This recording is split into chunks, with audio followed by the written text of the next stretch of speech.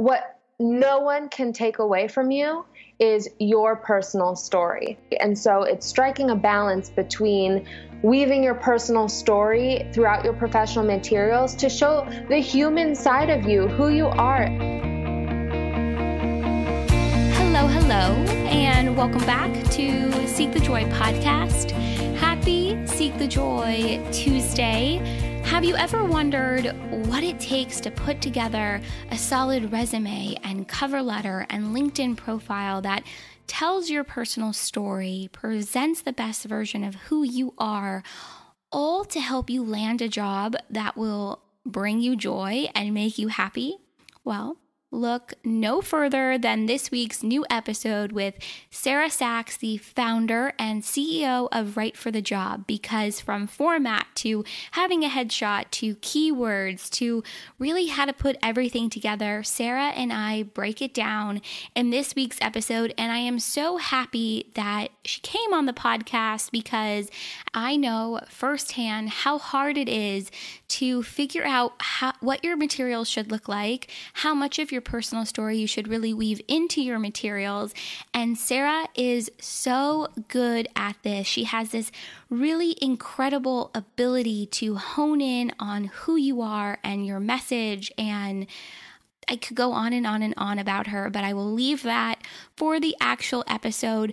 But Right for the Job is this really wonderful company that Sarah started that weaves your personal story into your professional materials so that you can really uniquely explain who you are and your expertise and your skill set to not only land a job that will bring you joy and make you happy, but allow you to thrive within that. And on this week's episode, we chat all about Sarah's top tips to create a resume and cover letter and LinkedIn profile that really proves you're right for the job.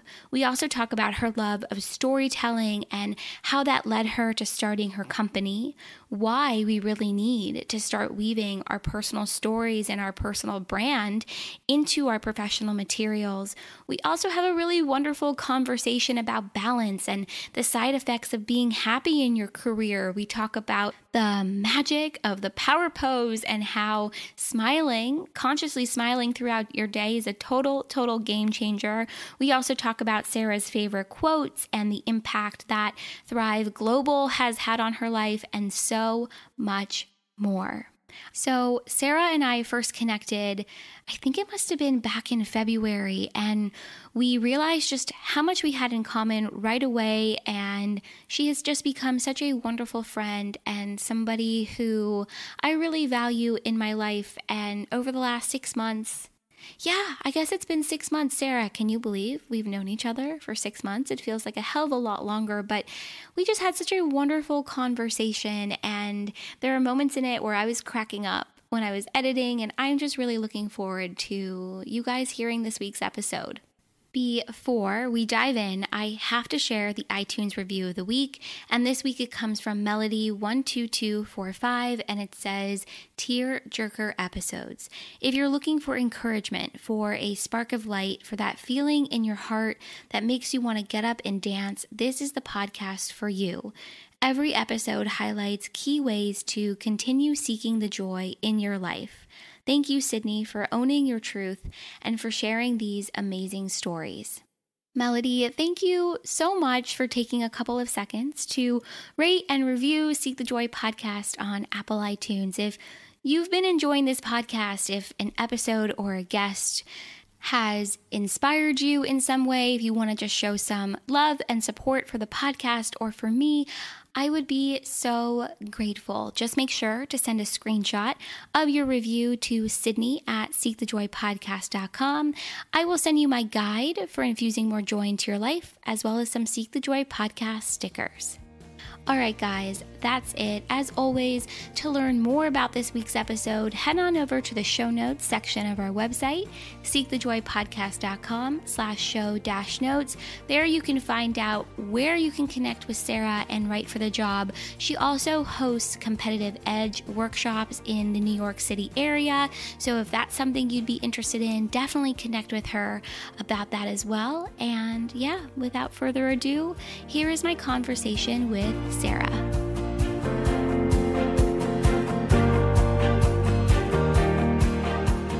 Well, I'm super excited. I know we've been friends for only a few months now, and this just happened to be serendipitous, the way that we connected, and I just love what you're doing, and I'm so happy to be on here. I'm the founder and CEO of Write for the Job. That's WRITE, and it's kind of a play on words. FYI, I love words because of what I do, but it's like write for the job, like you're scribbling and you're writing. And it's also you're right for the job. You got to prepare yourself to be right for the job. So it's all about revamping your professional materials, resumes, cover letters, LinkedIn profiles, so you can land a job that makes you happy. I love this. And also, I probably should have started off by saying how we even met, which is so like classic 2018. So I think I posted in this Create and Cultivate Facebook group, and you commented, and we realized we're both from Southern California. We both went to USC. We know like 15 people in common because that's just how it works. And then we just kind of snowballed from there. So I'm so happy that you're on the podcast. Okay, so when did you start down this path of wanting to help people with their professional materials to really help them, shine, right? So that they can land their dream job? Sure. Well, my company has been around for 3.5 years.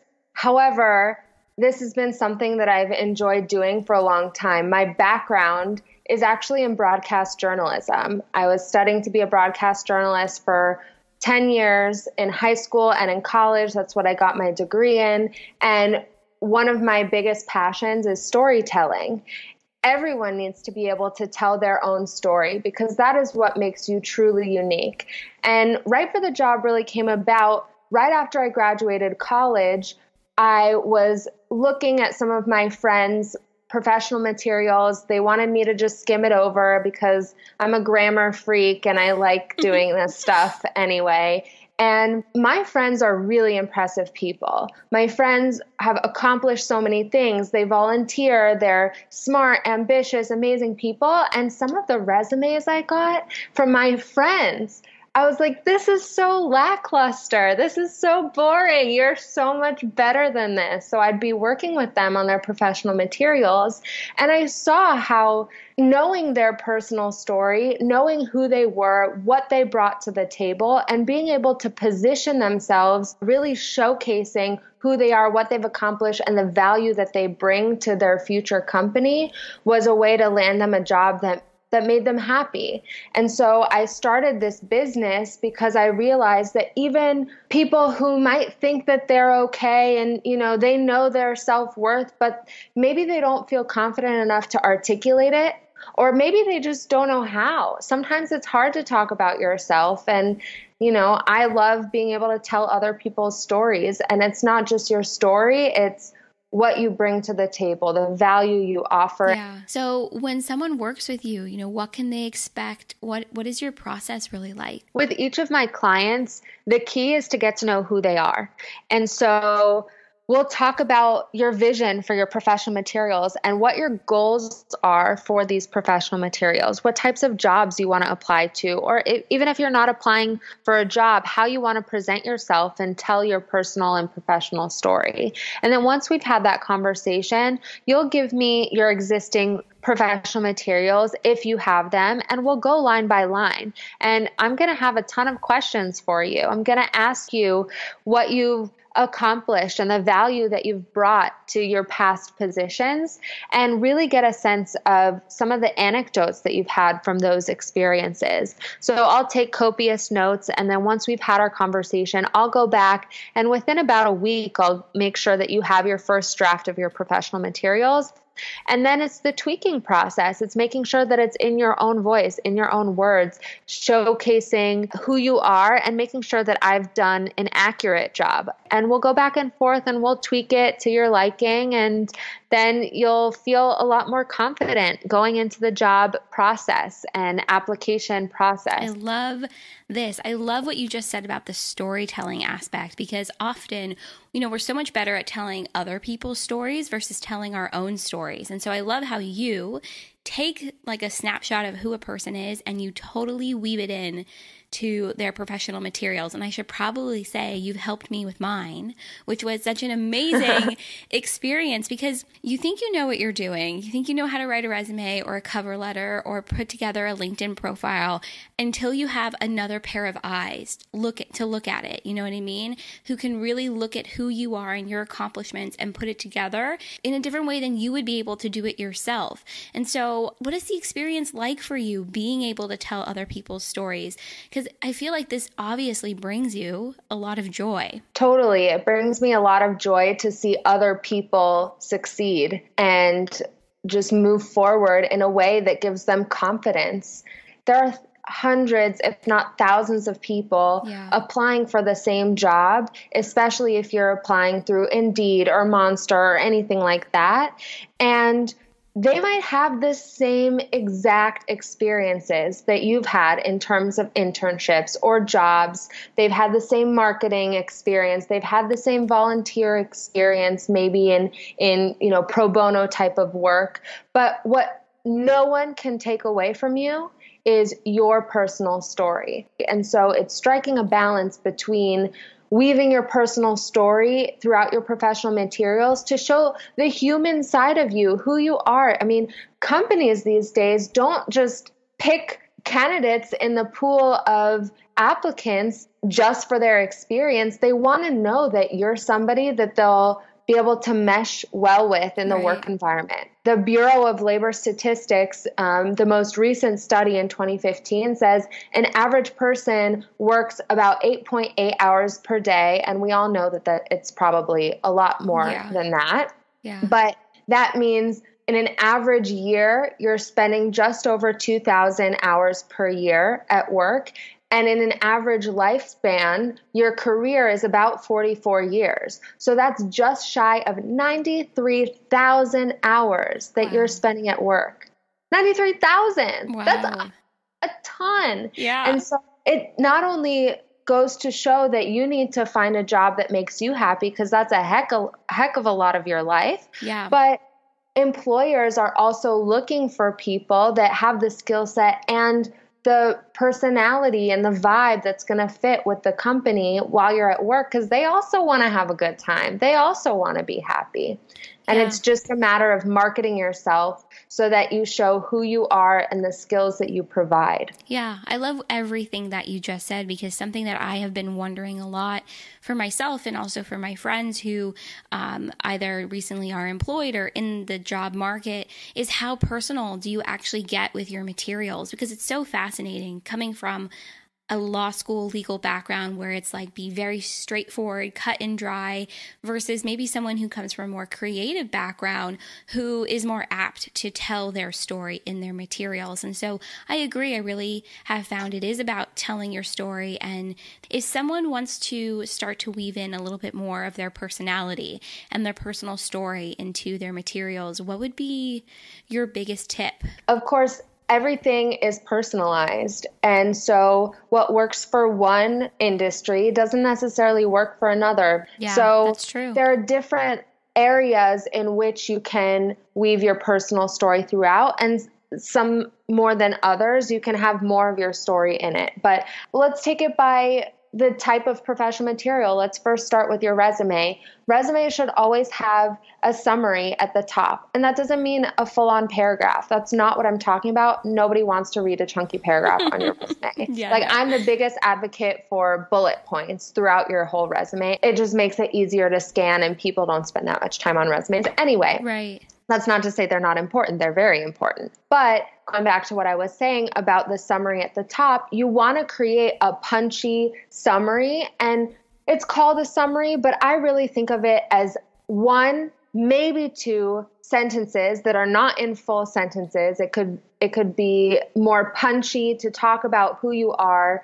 what your experience has been, how many years maybe you've been in the field, just kind of a way to add your flavor so that that's at the top, and it puts context for what these employers and HR professionals and recruiters are looking at for the rest of your resume. So it kind of gives context, right, as to who you are. So what would be a good thing to put up there? Why you're applying for this job, or a highlight of your experience? What would you put? So the biggest thing is always to look what the job description is for the position you're applying to. Yeah. And you need to be able to tweak your professional materials to reflect what they're looking for and very clearly match why you are right for the job, the value that you bring in relation to what they're looking for. So at the top of your resume, you look at some of the key characteristics that they're looking for in their candidates, and you say, okay, I have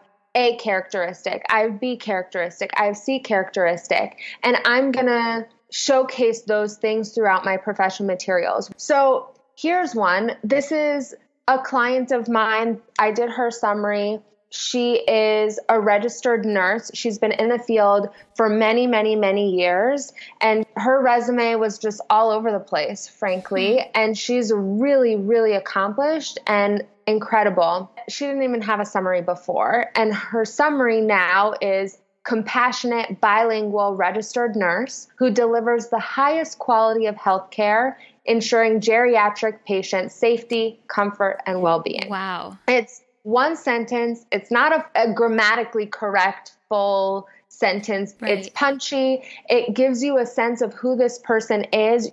I use this as an example of one of my clients because it's not long. It's one sentence, but you get a whole lot of who this person is just from that one sentence. Right. And it puts the context in for when you're scanning all the way down the resume. So it sets it up, right, for the person Totally. who's reading it to know who this person is, what their strengths are, what they're looking to do. And plus, it's captivating, right? So it makes them want to continue to read throughout the rest of the materials rather than just kind of like skimming and tossing, which I think happens to a lot of us. Totally. And, I think people underestimate the power of a punchy intro. I mean, think about it this way. When you're reading news articles, or Right. maybe not even news articles, just regular articles, how many times do you scroll to the middle or maybe even the end of the article if the beginning sentence is not good? Right. Never. Right. Never. So Right. it's the same type of thing for a resume. And even for a LinkedIn profile, you have the headline section. You want to put something similar to your summary in your LinkedIn headline section. Shorter, more concise. You have to chop it, but similar. And then in the bio, you're able to, of course, give a little bit more detail. So there are a lot of different ways you can weave in your personality, but I would say your LinkedIn headline and your summary is a great place to start. I love this. Okay, so what about the rest of the resume? Because this is just reminding me of my aunt who received a resume probably like a couple months to a year ago, and the person had different fonts everywhere and colors, and it was a way to really make them stand out. You know what this reminds me of in Legally Blonde, where she has her resume on pink scented paper. So like, should people be going that direction with showcasing their personality, or should they still, make it maybe more traditional or conservative and like not on pink scented paper or not with colorful fonts and headlines and stuff like that? Well, on the topic of Legally Blonde, before I even answer that question, I know exactly did you what you're going to say. Okay. Reese Witherspoon So excited. asked the Legally Blonde 3 on Instagram just the other day. The way okay, that's a really good example of putting something out there that's extremely captivating. It's not saying a lot. It was just her. God, I hope everyone listening to this has already seen this, but it's just her floating on a pool floaty on across the pool, which of course takes you back to the first movie, and she doesn't even have to say anything. You know exactly what is happening, what she's talking about. So I think it applies to the resumes and the LinkedIn. It's like, just have something that's going to be so captivating that'll make people want to keep reading more about you. Anyway. Exactly. And I'm not saying put fluff on there. Absolutely not. No one wants to read fluff. And first of all, I would recommend not having more than 2 fonts on your resume. You have a headline font and you have a body text font. But the thing that you can do is adjust the bold and the italics. The average recruiter or HR professional spends an average of 6 seconds reading it. That's it. Oh my God. So that goes to show, A, you need it to be captivating. B, it needs to be aesthetically pleasing. And C, you really need to take advantage of how to draw your eye to certain parts of the resume. And you do that by using the bold feature, italics, capitals, non-capitals. But the key to all of this stuff is to make it consistent. And I think what a lot of people underestimate is the power of white space on a resume. You have to be able to draw the eye to certain pieces of information. And how do you do that? You have to use white space to contrast the words. And so it's not only about color and flavor and icons. Some people are putting icons in their skills section. There's a time and place for that, sure. But you always have to balance the words that you use, the word choice, keywords that you use throughout your resume, and the white space. So, okay, should people create new materials for every job that they apply to? Yes and no. You should always tailor your resume cover letter to that particular position. We all know when we get something generic. And that goes back to what we were saying about looking at the job description, making sure that you're using similar language in the job description into your resume and tweaking it. But if you're switching industries entirely, I would recommend just starting from scratch. You can still use the other as a base to build off of, but definitely I would suggest starting from scratch to create a whole new brand. So in your cover letter, should you apply every keyword that is in the job description, or should you be discerning with that? It's not like job descriptions say, here are all of our keywords, so put them into your resume. True that. That is very true. Keywords, yes. You want to be able to identify maybe like 3 or 4 key qualities that they're looking for in a job applicant and weave those throughout your professional materials and make it a very, very clear link that you have the qualities that the job is asking for. But I wouldn't say stress out about keywords. I wouldn't say put 100 different keywords throughout all 3 of your professional materials.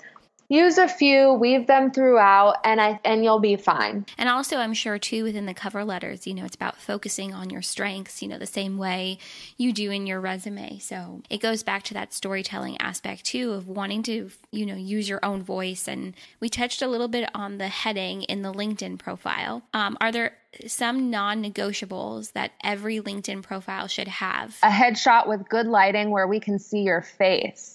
I know that sounds so elementary, but there are so many people on LinkedIn where I can't even see your face.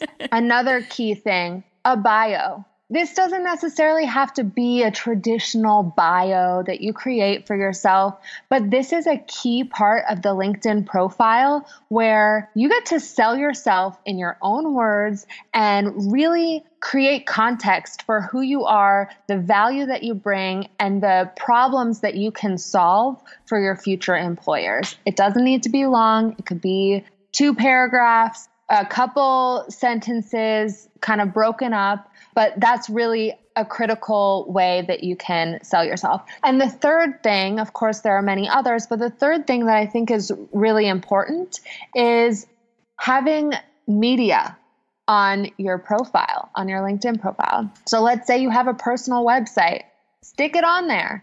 Let's say you're in marketing and PR and you've worked on a particular campaign. Link to that campaign when it comes to that section of your LinkedIn profile. There are things that you can do on LinkedIn that you can't necessarily do on a resume, and take advantage of the way that technology is moving these days. So instead of just saying that you can do it, you're proving that you can do it. Yeah. Albert Einstein once said, strive not to be a success, but rather to be of value. And that is the key thing to think of when it comes to your professional materials.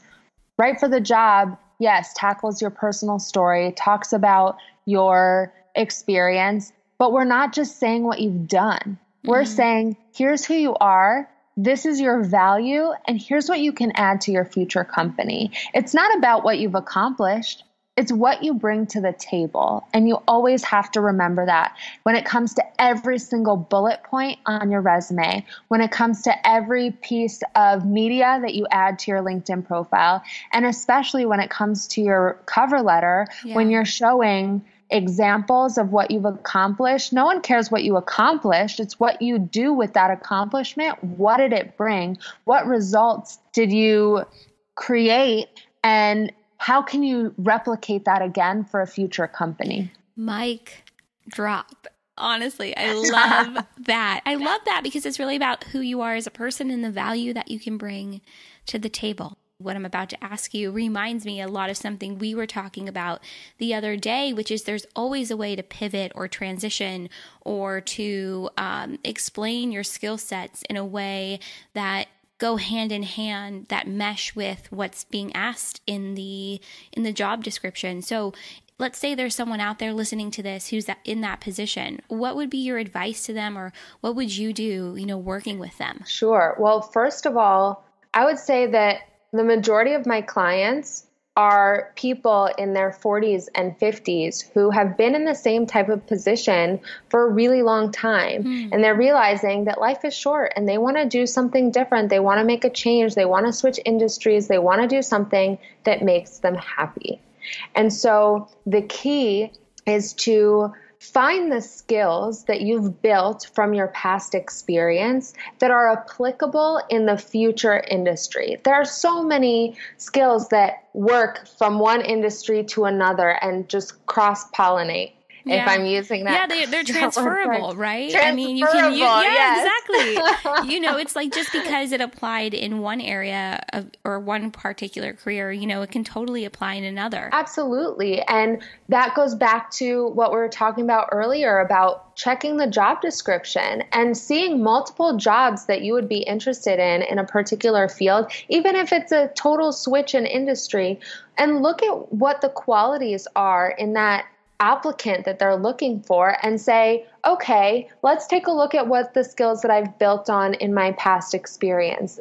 XYZ are applicable. So I'm going to focus my resume, my professional materials on those skills. But in addition to that, let's say you have no experience in that field, but you're dying to get into that field. For example, I have had a client that is an accountant and she's worked at banks and she's been successful there, but her heart and her soul is in fashion and she wants to get into the beauty industry and not necessarily doing accounting per se in that industry, but something to do with design. And she comes to me and she goes, what do? I have no experience in that. And there are two ways to handle it, and you could take both ways at the same time. The first, volunteer. People underestimate how valuable volunteer experience is. Yeah. Or like interning in some way, like even if it's a couple hours a week, just to do something to get experience, right, within that particular field. Exactly. And you want to be able to build your skills. Everyone's looking for a helping hand. You just have to figure out how to be that hand. Totally. How to sell yourself so that you can get that experience and put it on your resume. Yeah. Going back to your original question, you put yourself out there to gain that experience first without the expectation necessarily of getting paid, and just, meet people, learn, observe the environment, learn the jargon, learn the basics, do your research online, immerse yourself as much as possible in that industry and try to figure it out. I mean, look at how these lifestyle bloggers have really made a name for themselves. A lot of them didn't have any kind of experience in this industry. They just had a passion for fashion and stuff that I know nothing about, frankly. It's so true, though. You figure it out. Yeah. So they immerse themselves and they got the experience. And a lot of people, they start blogs.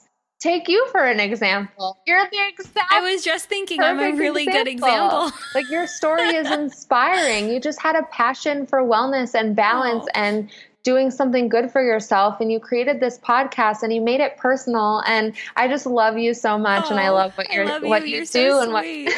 what But you it's so stand for. true. It's like I had see, it's so funny. You have broadcast journalism experience. I have nothing. I was like, I have no media experience. I have no interview experience, no editing experience, nothing. But I fully immersed myself in this, and I've taught myself everything from, I don't know who I've been saying this phrase all the time and I haven't even said it yet, but I'm laughing.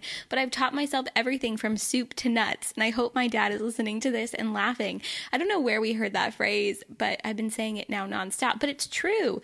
You immerse yourself in the things that you're excited and you're passionate about. And then next thing you know, you meet a ton of wonderful people who are also doing things that they love that might just so happen to be in the field or the industry that you want to be in. And so I think it also goes to show, not only is it about rebranding yourself or even just creating that personal brand for yourself, because that's what you're really doing when you create these materials, is you're really creating a personal brand. And I think that's something that people need to start integrating. It's like, it's not just your resume. It's not just your cover letter. It's like who you are at the core.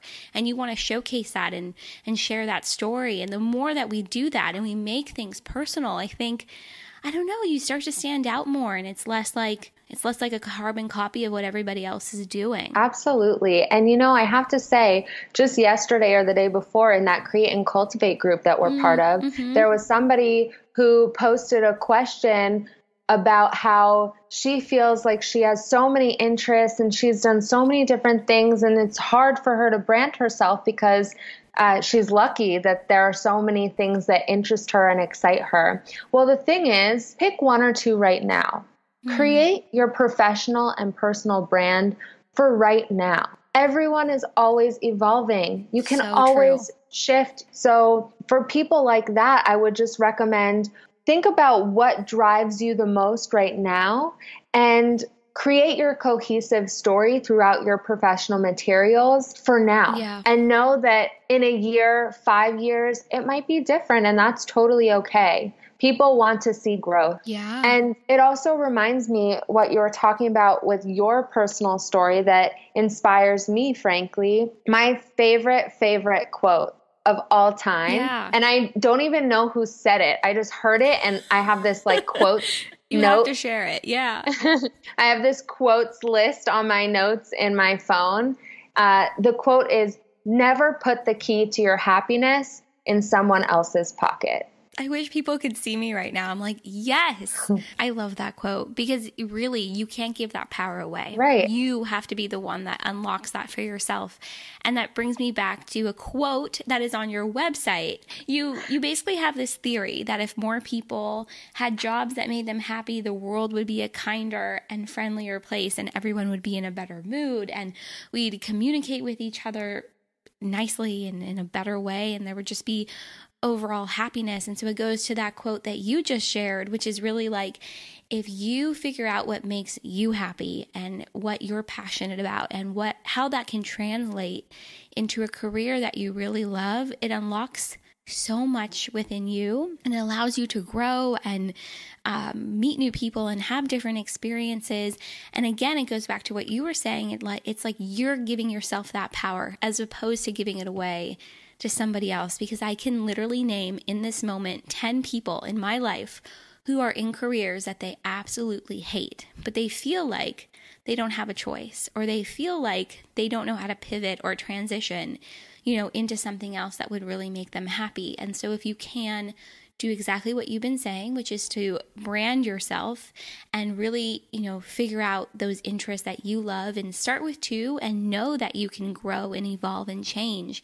And then in a year's time, rebrand yourself or restructure your materials. I just think start somewhere, and really figure out what makes you happy and follow it. Right. And, if you're listening to this and you're thinking, that's me, I need to figure it out. I need to find who I am and what my story is and create my brand so that I can take that leap, and not just take that leap, but be confident in taking that leap.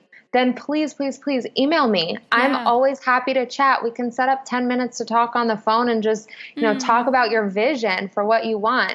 for anyone who's listening, it's writeforthejobnow@gmail.com, WRITE. Yeah. So I encourage you to reach out, because when you're happy, it seeps into every single aspect of your life. Totally. Think about it on the reverse. I've been unhappy in my job.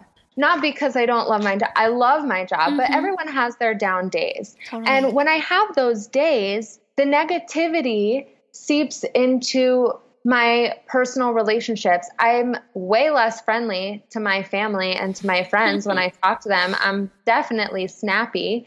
It seeps into my social life. I don't want to go out. I don't want to be social. I don't want to hang out with my friends. It seeps into my energy levels. Yeah. It weighs me down. I'm more tired when I'm negative. On the flip side, when you're happy, it improves every single aspect of your life. And there are so many studies that prove that when you're happy, you live a longer life. You're living a better life. You're embracing the moments. And that's what Right for the Job is all about. It's setting you up so that you can tackle the job market with confidence, but also so that you can find something that makes you happy, because life is way too short to be unhappy. Totally. Like we were saying earlier, you spend 93,000 hours in your entire life. That's crazy to me. You gotta be happy. Yeah.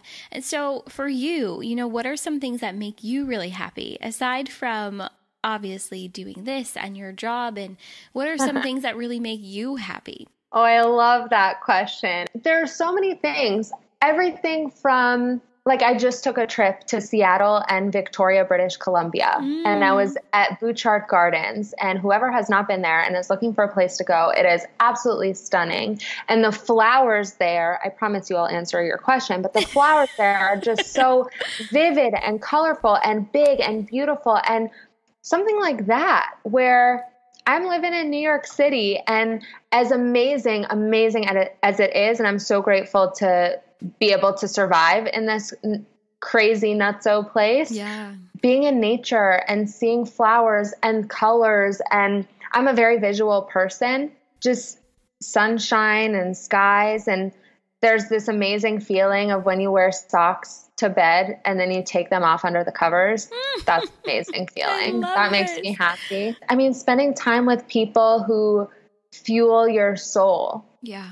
They just add so much life, and they give you life, and they're positive and they're encouraging, but they're not like a yes person. They'll still tell you straight how it is. Things like that make me happy. I think there have been moments in my life where I've realized that life is very short, and I don't want to be around people who do not feed my soul in the best possible way. Yeah. And so I make an active decision every single day to surround myself with people who are smarter and better at other things than I am, to lift me up, to add value, to add interest and passion into my life. And I also choose to do things that I want to do. And I smile a lot. You do. You're constantly smiling, and I love it. And it's so interesting about what you just said. I have really found that in order to connect and find people and surround yourself with people who feed your soul requires you first to figure out what feeds your soul. And I feel like you have totally done that. And I will say this too, every time you and I get off the phone, I'm always like so energized and so happy, and you have just the best energy and the best personality. And so it's so wonderful to hear that you make such a conscious effort to really, surround yourself with people who mimic that. Thank you. I feel the total exact same way. I also, speaking of quotes, since we're both quote freaks, there's another quote that I love that says, "The day will go the way the corners of your mouth turn."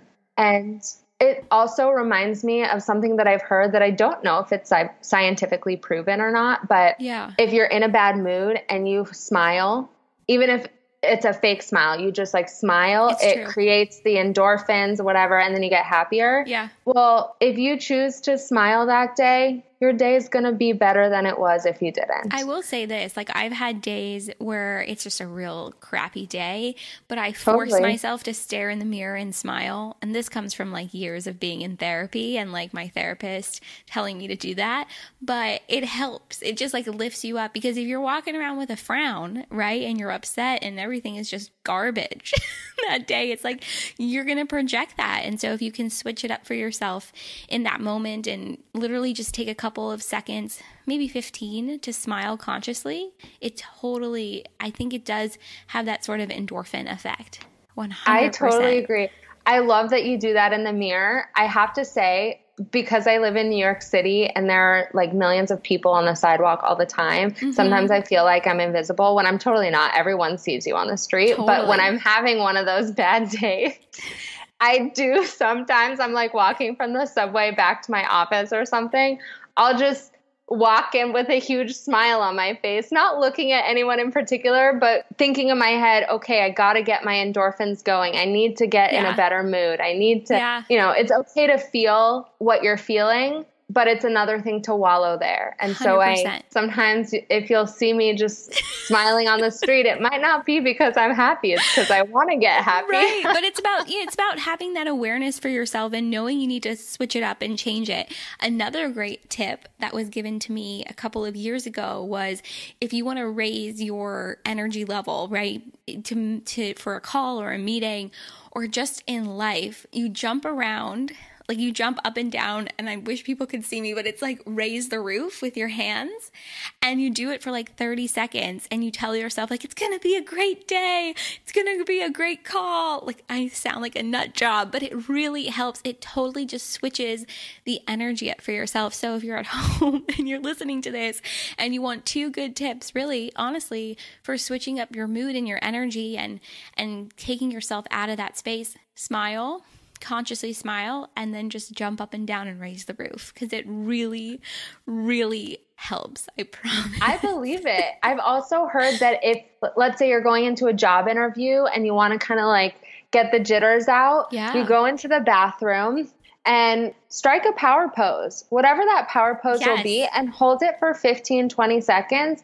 It'll immediately give you a little bit more confidence than what you had before. And I'm also a big advocate of, if you look great, you feel great. Totally. Wear stuff that makes you confident. Wear stuff that makes you feel powerful or passionate or in love, whatever you want to feel at that particular moment, maybe not necessarily for a job interview, but just in general in life, wear things that bring out the emotion that you want to be. Totally. And it works. It totally works. Right. It applies to everything, So how do you balance all of this? Because you don't just do right for the job. You also have a full-time job and friends and family and your own self-care. So how do you balance everything? It's hard. Yeah. I will say I'm super proud and excited that I have 2 interns this summer for the job. Yeah, that's really cool, I will say. So I'm hoping that they take a big load off. I have a zillion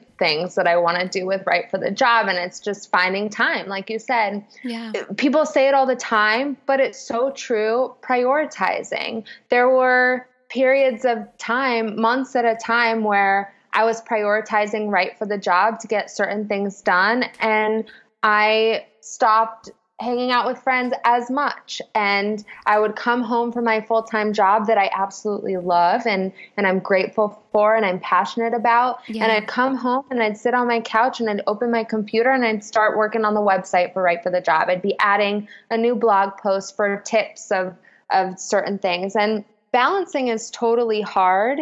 How do I do it? I mean, I'm an organized freak. I have a color-coded calendar, and I basically chunk out time throughout my week to do everything. So, and I have mapped out times to relax. And I know that sounds super rigid and structured, but frankly, I wouldn't relax if I didn't have time to do it, because there's always so much to do. And there was a period of time, I think we spoke about this one of the first times we talked on the phone. Ariana Huffington's newest venture, Thrive Global, is such a huge inspiration for me. And it actually launched publicly at a time that I needed it the most. And I'm so grateful for that. For those of you who don't know what it is, it's essentially a website and a culture that she's building internationally to embrace more sleep so that you can function at a much higher capacity. And the second thing that she really advocates for is taking time to be introspective and take time for yourself and to be well and to exercise and to do all the little things and just not even do all of it at once. Take teeny, tiny steps. Like, for instance, ever since I started reading Thrive Global, I started putting my phone on sleep mode when I sleep. I know that sounds crazy that I wasn't doing that before. I was going to say, why weren't you doing that? I know. I was just dumb. I don't know. I'm not technologically savvy, but now I do it. And so I get so much better sleep. And yes, I should be sleeping with my phone not next to my bed, but frankly, the outlet situation in my apartment is not very convenient. So it's right by my bed. I'm right there with you. Yeah. But she gives you suggestions on all these little things that you can do to make quality improvements to your life so that you're able to be more present in the moment, connect with people. And this venture that completely inspires me really came at a point in my life where the previous 8 or 9 months, I wasn't in a good space. I kind of going back to what we were talking about, how when things are negative and you're unhappy in one aspect of your life, it seeps into so many other aspects of your life. And I'm so grateful to be a naturally happy person most of the time. And yes, I make that choice to be, but this period of time was just awful. Yeah. And so Thrive Global really has brought me to this headspace and given me a reminder of the little tweaks that we can make in our day-to-day lives that will add happiness, that will add joy, that will add serenity. Okay, I'm going to include a link to them in the show notes for this episode because honestly, it sounds like you've taken so many great tips. And the truth is like, this life is so short and you really want to take advantage of every day and every moment. And I think, listen, you can't be happy all the time. It's impossible. I'm certainly not happy all the time, but if I can find ways to navigate and transition out of those low moments to come back to a higher space within myself, like I'm all for it. And so it's so wonderful to hear that you really found things that work for you, found a resource, right, that really works for you. And now you've clearly transitioned, you know. Yeah. And I would also say one of my biggest takeaways from she has Thrive Global, and she also wrote this book called Thrive, which is very similar. The biggest takeaway as well is she really encourages people to unplug. And unplugging is so important, especially when it comes to vacation. And it's making sure that you're not glued to your phone. And I know a lot of people are thinking, well, my job wouldn't have that. Like, they need to have me on call all the time. Yeah. What if there's an emergency? Blah, blah, blah. I hear you. I understand. But you set the precedent. So true. If you make it a point to say and to live by the fact that you turn your work phone off on the weekends, or you don't respond to work emails on the weekends, you're setting that precedent that you're not reachable. If there's an emergency, your boss will know how to contact you. Yeah. But when it comes to day-to-day operations, random emails that everyone has to accomplish, don't do it. It saves yourself so much stress and anxiety. And I love both of my jobs, but there's a time to be working your 93,000 hours in your lifetime, and then there's a time not. Yeah, and so set that precedent. And someone told me that a couple of years ago, and he said, like, listen, like, you are a hard worker, and it's great that you're a hard worker and you give everything your all, but you're setting the precedent that they expect that from you all the time. So if you're not supposed to be on call or reachable on a weekend because you're not logging hours, you know, billing hours or whatever it might be, then don't be reachable. And it's okay. But I think so many of us are so fearful that, you know, it'll upset our boss or our supervisor, or they want us to be available, or, what if it's not meeting an expectation that was set out for us? But maybe that's like an unhealthy expectation, period. And so that's like a whole other probably like conversation and reflection of,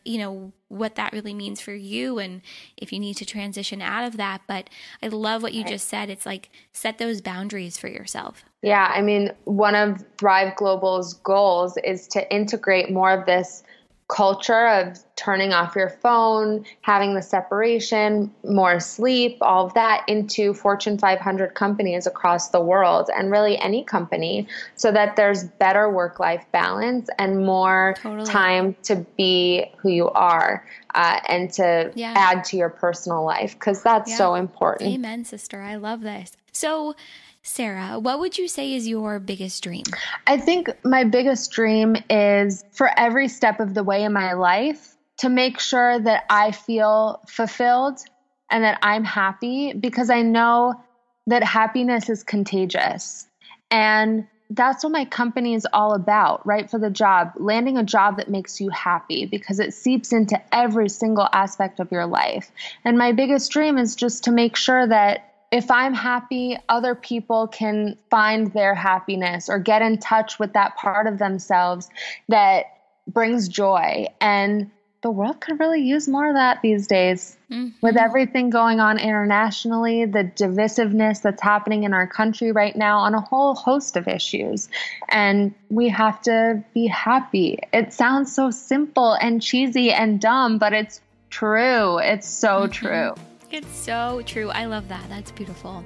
I have loved having this conversation with you. I love you. I'm so happy that we have connected. I'm so happy you came on the podcast. I feel like this conversation is to be continued. I feel like you are coming back, even if it's just to talk about life, because I feel like there's so much more. Yeah, I love this. So where can everyone find you? Find Right for the Job, start working with you. Yeah, where can everyone find you? You can find me on my website, rightforthejob.net. That's WRITE. And you can also find me on Facebook and LinkedIn. If you go to my website, it'll just click over there. And I encourage you to reach out. As I said before, if you feel like you want to connect, if you're ready to either land a new job that makes you happy, or maybe even if you're not looking for a job. A lot of my clients aren't even looking for a job, but they know that they want to be prepared and they want that extra boost of confidence. Shoot me an email. I would love to connect. I personally respond to every single email. So it's rightforthejobnow@gmail.com. Perfect. I love this. Everything is going in the show notes, so it'll be so easy for everyone to find you. And thank you for coming on Seek the Joy podcast. I know so many people are just going to totally benefit from this conversation. Yay! So thanks for chatting with me. Of course. My pleasure. Thanks for having me.